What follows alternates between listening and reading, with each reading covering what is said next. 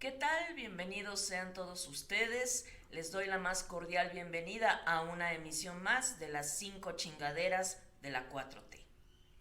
Cerramos una semana decididamente atroz. Los jirones que quedaban de la máscara del gobierno de AMLO cayeron, revelando una realidad descarnada, plena de corrupción, autoritarismo e ineptitud.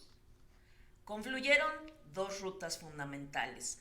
Ambas empiezan y terminan en las Fuerzas Armadas. La militarización fue aprobada en el Senado. Esa es una ruta. La otra, todo lo que ahora hemos visto sobre el masivo hackeo sufrido por la Sedena. La información que ha goteado estos últimos días revela su inmenso poder, su corrupción, su sentirse por encima de la ley, su inacción ante el crimen organizado, al tiempo que su paranoia ante la sociedad civil organizada, como los padres de niños con cáncer y también los periodistas. Un cóctel aterrador. Renunció además la secretaria de Economía, Tatiana Cloutier. Su salida da muchos indicios de la descomposición interna del gobierno federal, pero lo peor es que fue sustituida por Raquel Buenrostro, la inepta funcionaria que puso en marcha el sistema de compras que provocó el trágico desabasto de medicamentos que aún no se resuelve. Comencemos.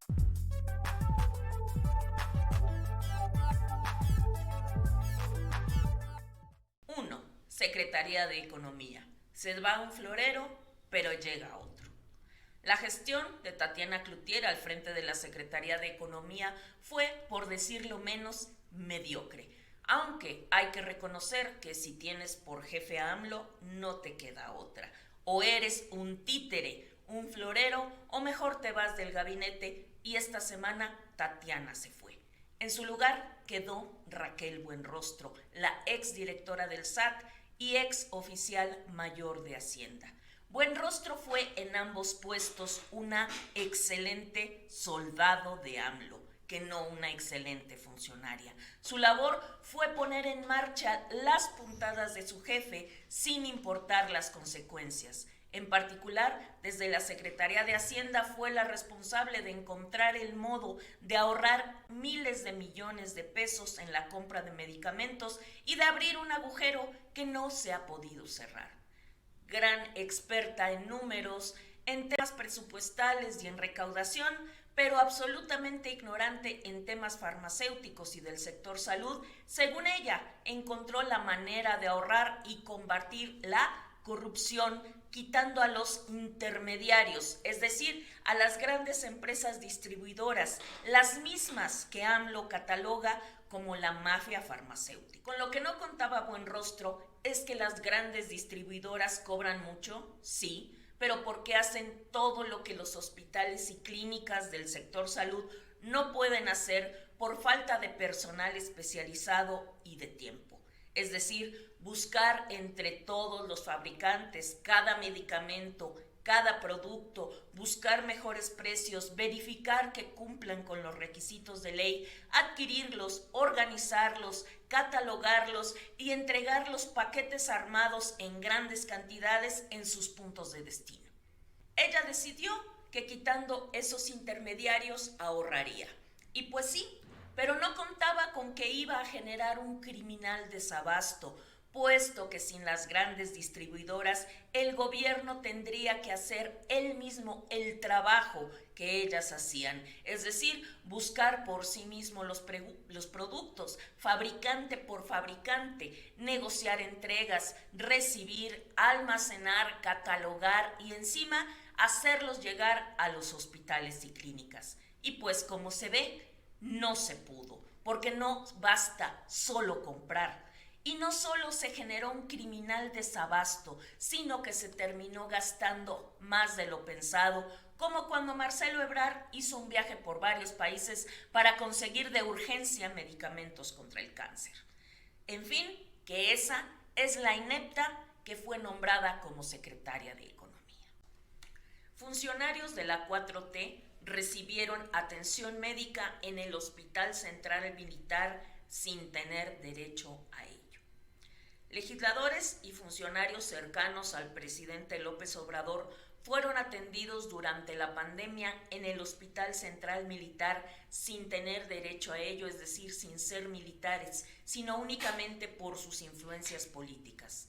De los documentos hackeados por Guacamaya se desprende que la madre de Lázaro Cárdenas Batel, coordinador de asesores de la presidencia, Alejandro Esquer Verdugo, secretario particular del presidente, Laura González Nieto, asistente particular de López Obrador, Daniel Asaf Manjarres, jefe de ayudantía de la Presidencia de la República, y también su novia, fueron solo algunas de las personas que fueron atendidas sin tener derecho en las instalaciones médicas militares.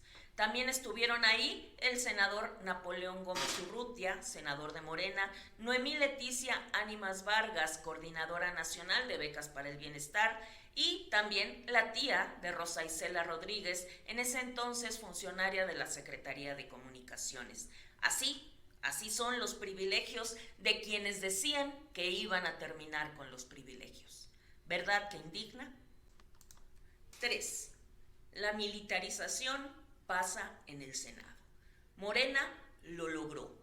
Mediante la operación política del senador Ricardo Monreal y algunas presiones desde el gobierno federal y del gobierno de la Ciudad de México, el oficialismo consiguió los votos que le hacían falta desde la oposición para aprobar la reforma al artículo 5º transitorio constitucional. Hubo algunas concesiones a la oposición, pero no las suficientes. El caso es que luego de horas de muy intenso debate, con 87 votos a favor, se aprobó que el ejército siga en labores de seguridad pública hasta el año 2028. De esos 87 votos, 8 fueron del PRI y 2 del PRD. Una semana antes, Morena no contaba con un solo voto de la oposición. ¿Qué hicieron para obtenerlos? Seguramente puras chingaderas. 4. El ejército sigue usando Pegasus y espía a periodistas. Una investigación realizada por Proceso, R3D, Animal Político y Aristegui Noticias reveló esta semana que la Secretaría de la Defensa Nacional ha espiado a periodistas usando el software Pegasus. También descubrió que en 2019 la Sedena pagó 60 millones de pesos a la empresa que distribuye en México dicho programa espía y que fueron infectados los teléfonos del periodista Ricardo Rafael y de un reportero del portal Animal Político, por lo menos. Se descubrieron contratos celebrados entre la Sedena y la empresa comercializadora Ansua por servicio de monitoreo de información remota, es decir, espionaje.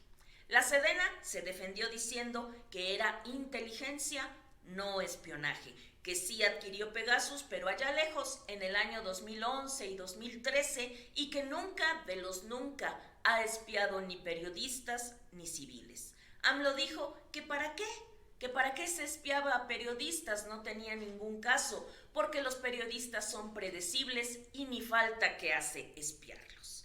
Pero de los contratos del 2019, la Sedena no dijo nada, ni para desmentir ni para confirmar, ni siquiera los mencionó. Las pruebas presentadas por el grupo de periodistas son sólidas y han anunciado que tienen más que presentarán en los próximos días. 5. Papás y mamás de niños con cáncer sin medicamentos son una potencial amenaza a la seguridad del AIFA.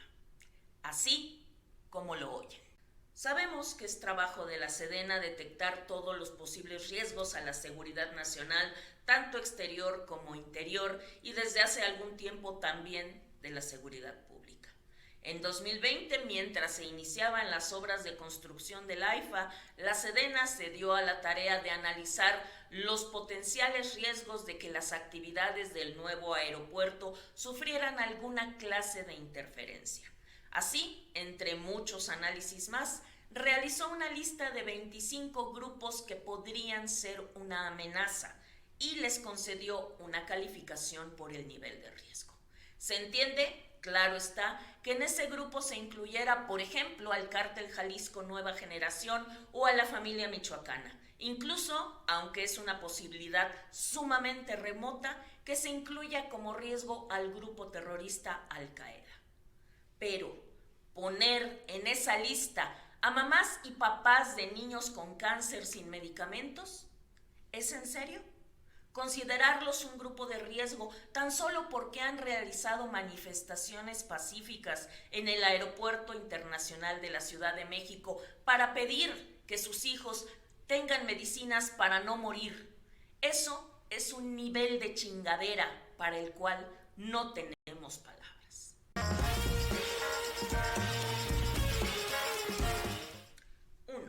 Que a pesar de las intensas presiones, senadores del PAN, Movimiento Ciudadano, Grupo Plural, solo uno del PRD y 3 del PRI, hayan votado en el Senado en contra de la militarización. Una digna resistencia, sin duda alguna. 2. La enorme cantidad de información que se encuentran investigando, organizando y presentando muchos medios de comunicación acerca de la Sedena. Esta filtración equilibra un poco el inconmensurable poder que la dependencia ha acumulado en este sexenio. Y 3. El corajote que hizo AMLO porque nadie le hizo caso en la ONU a su plan de paz mundial y en cambio desde el Parlamento Europeo propusieron para el Premio Nobel de la Paz al presidente ucraniano Volodymyr Zelensky. Muchas gracias por ver este video. Por favor, compártelo en todas tus redes sociales, regálanos un like, suscríbete a nuestro canal para formar parte de la comunidad de etcétera. Activa las notificaciones para no perderte uno solo de nuestros materiales, pero sobre todo, acompáñanos en nuestra siguiente emisión. Muchas gracias, soy Orquídea Fong y nos vemos la próxima semana.